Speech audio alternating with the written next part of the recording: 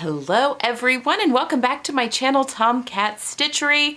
I'm Whitney and I have a kind of a potpourri of things to go over with you guys today. Oh, Gidget's leaving the scene. You done? Okay. Not in the mood for the camera, I guess. So I have a pattern release for you today, a really good one, perfect for this time of year, I feel like, in addition to just kind of the season that we're all in right now, the loungewear. It's a really good one that I'm going to share. And then I just want to talk about just some ideas I have for the channel and just some stuff going forward, get your opinion on a few things. And yeah, that's kind of what we got for today. All right, before we get started, I don't know what's going on in my environment right now. I have put tons of eye drops in my eyes, but I'm waking up with my eyeballs like completely dry, my nose dry, my throat dry. We have a humidifier, everything. I just don't know what's going on. My face is horribly broken out, which has never really happened, not even in my teenage years. It's just a lot of crazy things going on. Anyway, my hair's all weird, but anyway, my eyes are really, because that, I know my lights here sometimes can dry those out even more, so hopefully I won't be messing with them, but just wanted to put a disclaimer. I'm sorry if I'm fiddling with myself and if that's bothering anybody, but yeah, the air's just super dry. Hopefully we're in a warming trend now. Hopefully now that we're getting out of this Arctic blast that things will go back to normal a little bit, but man, oh man, so dry. Okay, let's get started. So Itch to Stitch released a new pattern yesterday, I believe. As I'm filming this, it's not yet been, I'm filming this on Monday and it's not been released yet, but usually she's releases it a little bit later in the day. But has released a new pattern and it is called the Bainbridge pullover. And this is a lovely, lovely little, just nice loungewear piece, similar to the llama, was it the polo, what did she call that? Hoodie and cowl, I guess, the llama hoodie and cowl that she released in January, in that it's loungewear and really comfy, but she has put some great shaping into this as well. Now this is a knit pattern, but it's meant for, actually, it's not technically fully a knit pattern. You can make it with knits, but you can also make it with stretch wovens. It comes in sizes US 00 to size 40, and you can use, again, a low stretch knit or a stretch woven. I think it's 15 to 35% stretch is all that you need. And then you're using woven actually for the placket of this and then for the bias. And I'll show you my version here in just a second. It's got a snap placket that goes down the front that would probably be pretty easy to convert to a zipper if you really wanted to. But I love the snap. I think it's just a really fun detail, just something a little different. And then it has a seam, which makes putting in the placket really easy. It's got little inseam pockets in the side for the lower panel, and it has darts. So this also comes in her cup sizes, which is just huge. I find that with bulkier and more oversized things, to have that bust shaping really helps it not get too oversized, especially if you have a large bust. I definitely felt that way with the llama cowl and hoodie, but that, you know, those princess seams gave a wonderful thing for color blocking and that kind of thing to really make a slender line effect. But yeah, so this is a little different, a little bit looser and oversized than that, but oh my gosh, when I saw the line drawings and immediately I knew what I wanted to pick for fabric on this, I told her, I was like, I'm having make J. Crew vibes, like completely, and she said, oh, that's so funny, because that's what there was some J. Crew pieces that were her inspiration for designing this pattern. So on the same wavelength. Anyway, oh look, same color. So I made my version out of, I was looking for Sherpa. Sherpa is such a big thing from the fall and into the winter. You just saw that everywhere in ready to wear. Also the teddy bear fleece that you were seeing everywhere, which is what I grabbed. So I actually had a hard time finding kind of what I wanted. I didn't have anything in my stash. This pattern tests usually have about a 2-week turnaround for her, and I didn't have anything in my stash, but I'm like, I think if I can find something, I can get it here, because I didn't think this would take me long to sew up, and it didn't. I was like, I think I can use a lot of that 2 weeks though to get some fabric here just to really make what I want to make. And I'm glad that I did. However, I did have some issues. It was really cutting it close. So I did not receive the fabric until the Thursday night. This was due on Sunday morning. And this last Sunday morning, I got the fabric. Sorry, I also bit my cheek and I have like a real soft spot inside of my mouth as well. I'm a mess, folks, a mess. But this arrived Thursday night, and so I immediately popped it into the washing machine and got it dried so that I could work on it Friday. And I was able to completely do this on Friday and get the pictures. We happened to have some sun that came through, but I was cutting it so close because we had such a large snowstorm on Monday last week that everything got, I mean, all the packages and everything were delayed. And I ordered this from Minerva. So I get a lot of questions about the fabric when I order things from Minerva and how long that takes. I ordered this and got it, let's see, I ordered it and then got the notification that it had shipped, I think the next day. Is that right? Like 1, maybe 2 days after I'd ordered it. And then it was here within a week. So that I thought was really quick. A little over a week. But again, we had a big snowstorm on Monday. So from the time I placed it, like actually placed the order to when I actually got the order was probably 10 days. So just to answer kind of that question, which is more typical for them. I know they were having some issues with COVID, you know, just having people in their warehouse to be able to ship out orders. Things were taking quite a bit longer. And they are still in lockdown over there, I believe, but in the UK, you guys would know, those that are my UK viewers. But anyway, yeah, it got here pretty quickly. But I had a hard time finding what I wanted. But Minerva did have some of this, they call it teddy faux fur. I'll leave this link down below. And it came in a few different colors. And I think there's even a couple colors that are on pre-order. It's so perfect for this. So it's polyester, 100% polyester, but it just has this wonderful texture, kind of like a teddy bear on one side. And then on the back side, you can see it's just a smooth, almost looks like a piqué kind of on the inside. So it feels good against the skin. I did my pockets though to where you can feel that teddy bear on the inside as well. Yeah, so there's like a little inseam pockets here, which make it really easy. And the way that she did these inseam pockets is very, it was different. And I had a fun time doing it just because it was different. They're actually top stitched in place. You just can't see it. Well, kind of. You can see the top stitch there, I guess. It's just hard to see because of my fabric that I used. It's very lofty. And then there's top stitching that kind of goes along the edge of the pattern that keeps all that tucked in nicely, which just looks, I think, really, really nice. Now, what I really loved about this is I have a whole bunch of Liberty of LondonTowne scraps that I have saved just from various projects. And I really wanted to use some, like immediately when I saw this, that was my vision, the teddy faux fur with a Liberty ditzy print for the bias binding and the placket. I thought that would just be really fun for spring. And I had some of this left over. This was actually, I bought this, gosh, how many years? Oh, well, it'd be the same age as my niece because I was at a conference when she was born. So 5 years ago, I guess, when I was in Minneapolis for a sewing retreat, I went to S.R. Harris. Oh my gosh, that place is amazing. For those of you that live around the Minneapolis area, I so want to make it back up there just for an S.R. Harris run. That fabric warehouse was absolutely amazing. It was like Aladdin's cave. Yeah, whew. Anyway, at the time, they had a couple of bolts of Liberty fabric that had been made for J. Crew, actually. J. Crew does quite a bit with Liberty, and so you'll see crossovers of those two brands if you watch online or whatever. But they had a few bolts of it that they had, that was their J. Crew, you know, for Liberty. And at the time, let's see, my sister had my niece while I was at that conference, and she's my only niece. I have just nephews other than that, and I take that back. My brother-in-law, my husband's brother, his partner, she has a little girl, so I have 2 nieces now. But anyway, at the time, just the one niece, and so I bought 1 yard of, and they were selling it for like $10 a yard. I should have bought more, but whatever. And I bought a yard of 3 different prints that I really, really loved, thinking I would make some cute little dresses for my niece. And I did. And I've got, have scraps still left over from that.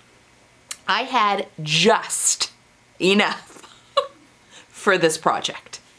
I mean, we were working with scraps. I was so glad because I really wanted to use this one. I just loved the colors in it, and I liked that the kind of the royal blue background. I just loved it against the gold color of the kind of the ochre of the main fabric. And there is some yellow. You can see the golden yellow that's in that print. Oh my God, it just worked perfectly.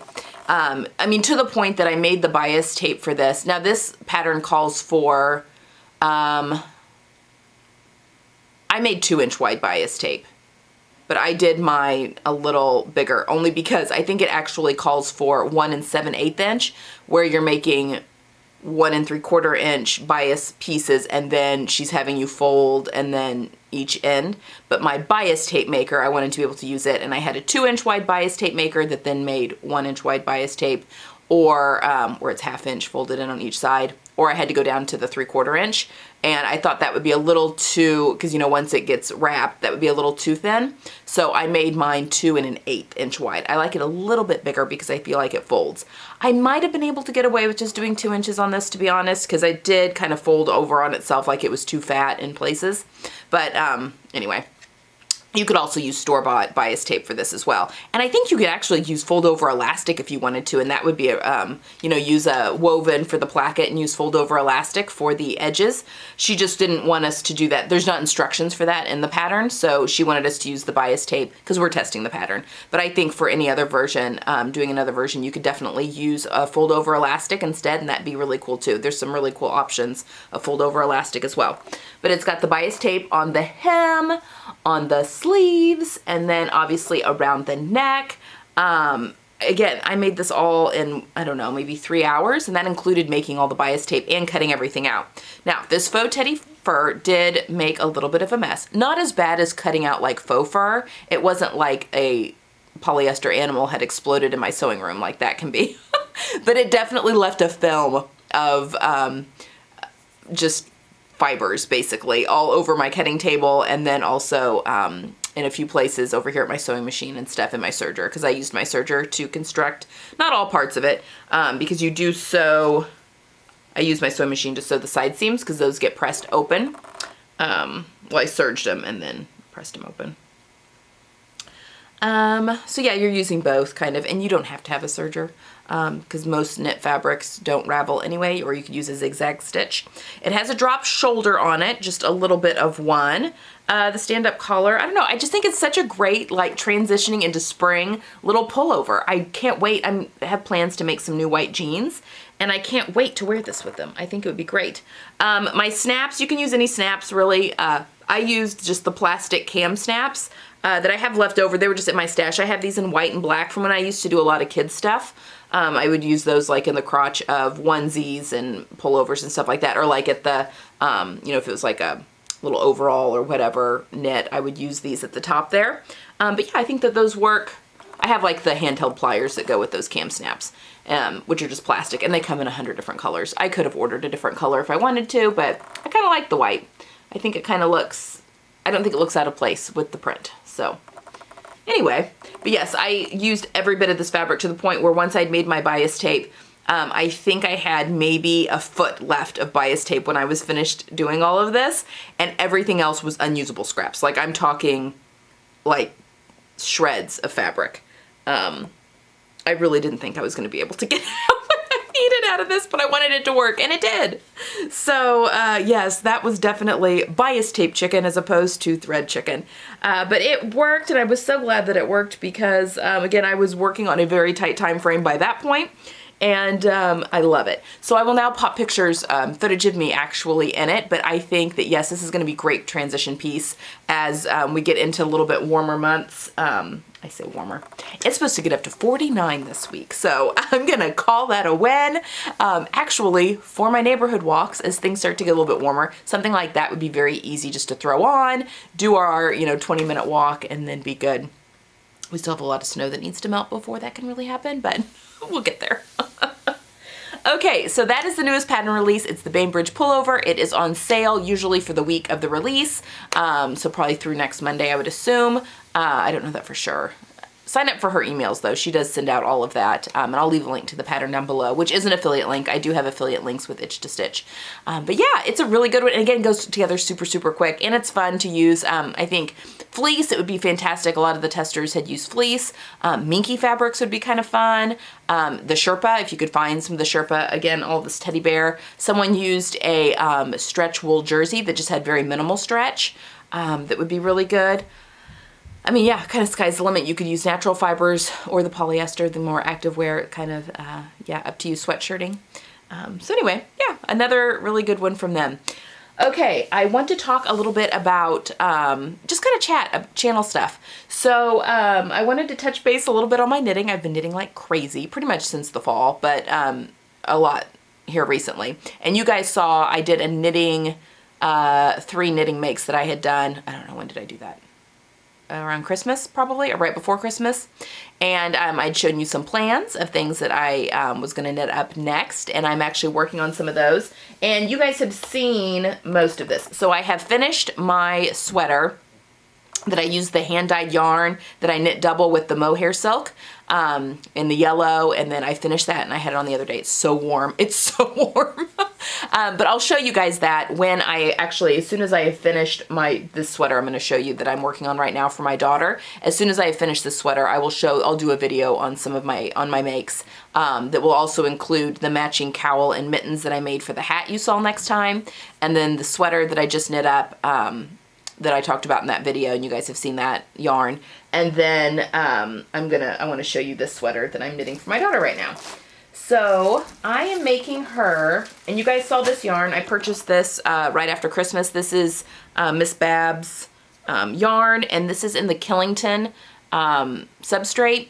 And I think it's a wool and silk blend, and I don't know for sure if they still have this substrate, because this was at the end of the season and she was having a 20% off everything that was in stock sale. I think trying to push out things and then, you know, bring in new stuff for the upcoming year. So this was the only color that was left when I bought this, and it's in, I think it's called like, I can't remember. It doesn't matter because it's not even available anymore. It was golden something. Obviously this is a very sunshiny yellow, which looks good on her. It's too yellow for me, but I do better in the gold, but this is a good one for her. This is all hand-dyed yarn. And I'm making her the Lily Kate France Fineline sweater, and I'll pop a picture of that pattern up now. And I'll show you how far I've gotten. So the body of this knit up super quickly. It is a boat neck sweater, which you can see right here. And the body of it is, it looks so small, but it is super stretchy. And it's supposed to be like 10 inches of negative ease in the body of this. It's very fitted. It's cropped. There's 5 inches of, none of this has been blocked yet. 5 inches of, not 5, 3 3/4 inches of ribbing here at the bottom. It's 1 by 1 ribbing. But this tube basically knit up super quickly. She has you knit up well, I'll talk more about the pattern, I guess, when I show you the full one. But what's really cool about this pattern are the sleeves. So it's this big puff sleeve here at the top, and then you can kind of see it in the picture. And then it's just really big, and then there's a really long fitted cuff. So it's a very long sleeve because the idea is that the cuff will billow kind of down over that really fitted cuff. And my daughter really liked it. So, and this was kind of boring, I will admit. The body of the sweater, while it did go quickly, it was just kind of boring because it was just a 3 by 1 rib for the whole body. But it did go quickly. But this has been so much fun because she uses German short rows to shape the whole cap of the sleeve. And now I'm just basically doing stockinette and decreases until I get to the part where I'm gonna go into the cuff. But that's pretty mindless, and I can sit and easily do that over, you know, with the TV. So you go up a needle for the sleeves, and that just gets done in straight stockinette. And then I think I go down 2 needle sizes for when I get to the cuff of that. So yeah, so this will be done here soon. And so as soon as it is, I mean, I would think maybe another couple of weekends and I'll have that done, because I've been knitting up like crazy, like I said. So as soon as that's done, I will show you guys what that looks like on her, and then I'll show you the other sweater that I made, and then my cowl and mittens that I made to match my hat that you guys saw last time. And then also plans for knitting after, let's see, what happened to that? I went to my yarn shop this weekend. I got some birthday money from my in-laws that arrived. It's like a hole in my pocket. But my mother-in-law did tell me, she's like, I want you to go and spend this on something that just you will enjoy, which isn't entirely true, because I did buy something for a sweater for my daughter because I fell in love with the colors. They're not only my colors, but I think they're colors she can wear pretty easily.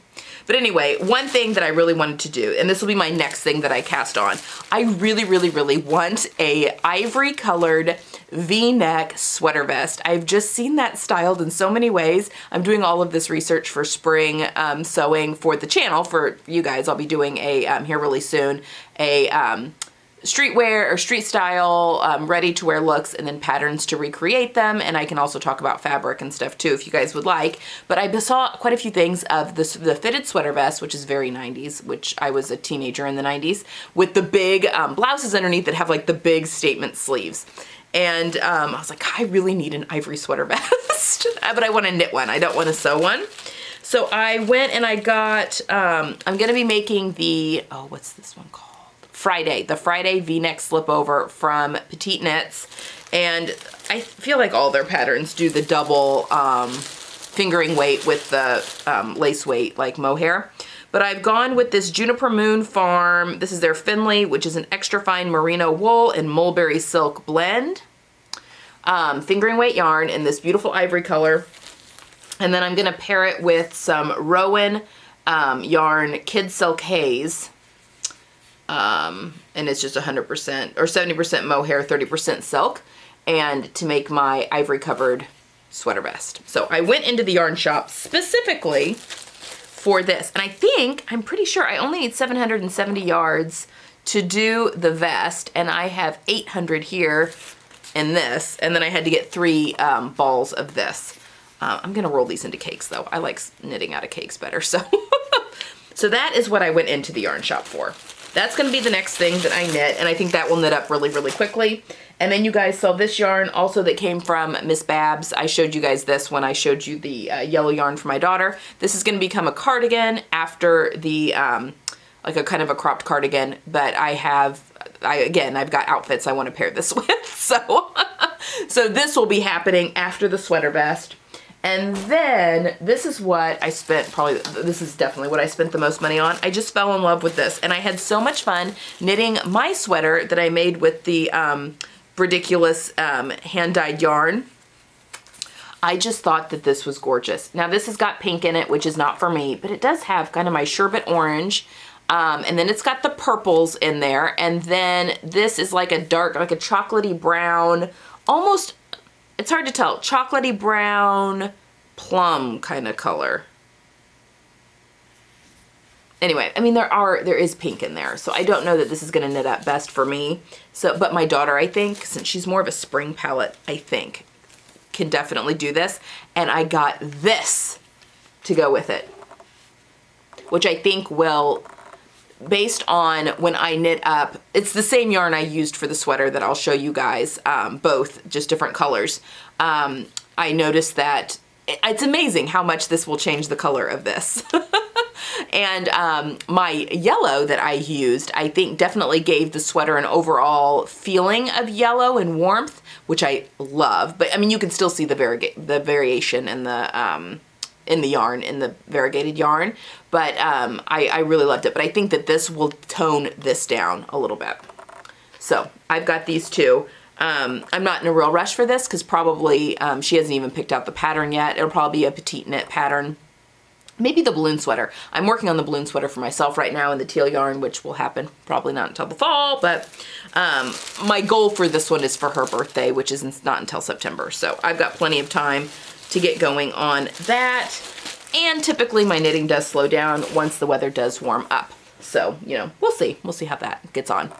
All right. Also for the channel. God, this is turning into a much longer video than I thought it would. See, you get me going. Chat, chat, chat. Also for the channel. So if you guys have followed along, you know that I did a virtual retreat with my local sewing group a couple weekends ago. I had such a fun time just doing something random. And one of you guys had mentioned how fun that would be to do a virtual retreat just with everybody. And, you know, just kind of a worldwide virtual retreat. You know, you don't have to pay anything. And I got to thinking about like how that would work and how we could make that a lot of fun. And I think that that could be a lot of fun. Obviously you can't do Zoom because, I mean, who knows, maybe just 10 people would want to do it and then it wouldn't be a big deal. But I was thinking of doing just a series, you know, picking a weekend and doing a series of YouTube lives, which I've never done before. But I have a new app that I was actually gifted to try out that allows me to stream live from different camera angles using devices. So like using my phone and an iPad. So I could be filming like overhead if I was doing something and also film my face as, you know, we're talking through things. And maybe being able to answer a few hopefully. I've never done a YouTube live. I don't know how hard that is going to be to like read things as they're popping up, answering, and also doing like live, because it is kind of one way a little bit. So I do want to play around with that a little, but I do think that this app switcher might really help. And I'm like I said, I'm playing around with that now, I'm teaching myself how to use the technology.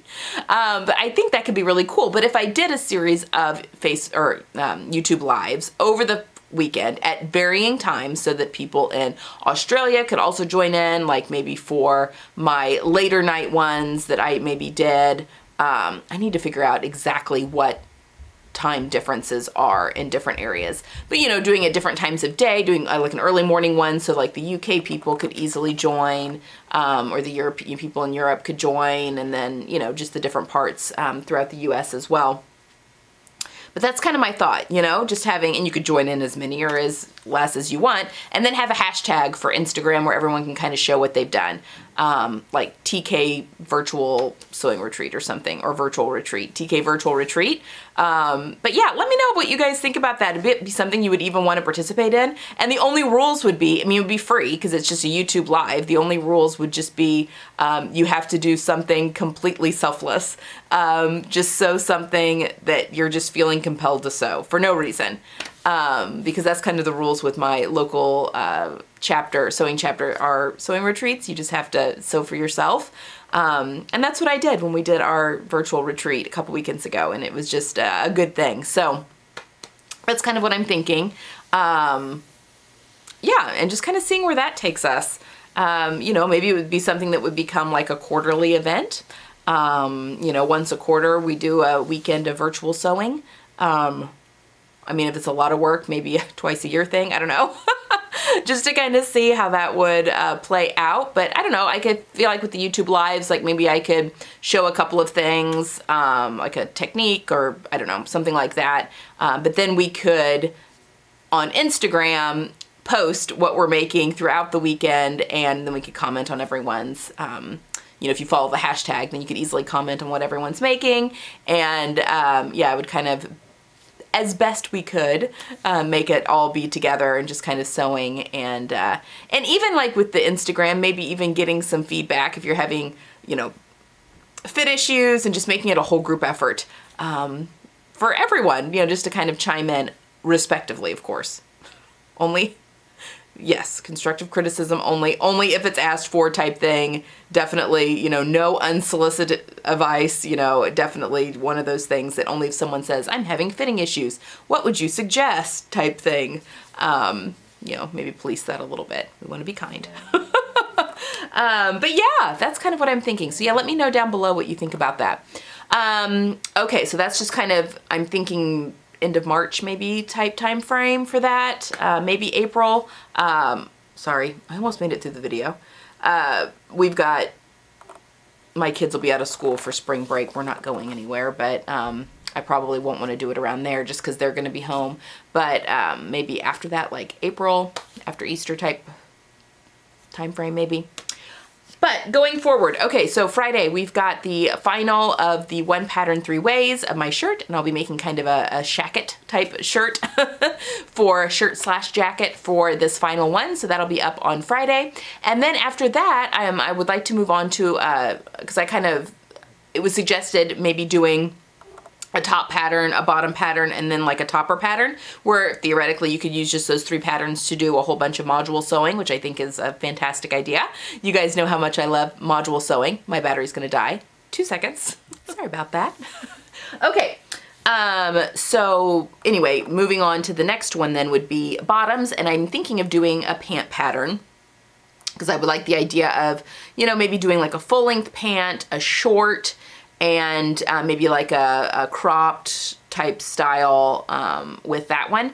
And I'm playing around with a few different patterns, and let me know. I'm thinking of doing an indie pattern this time, just because I know that while the big 4 are very readily available here in the US, and to some extent Canada as well, and I would assume Mexico too, just the North America period, But I know that they can be a little bit harder to get and a little bit more expensive to get other parts of the world. So I thought maybe doing a independent pattern for this next one might be kind of interesting, but you know, let me know what you think.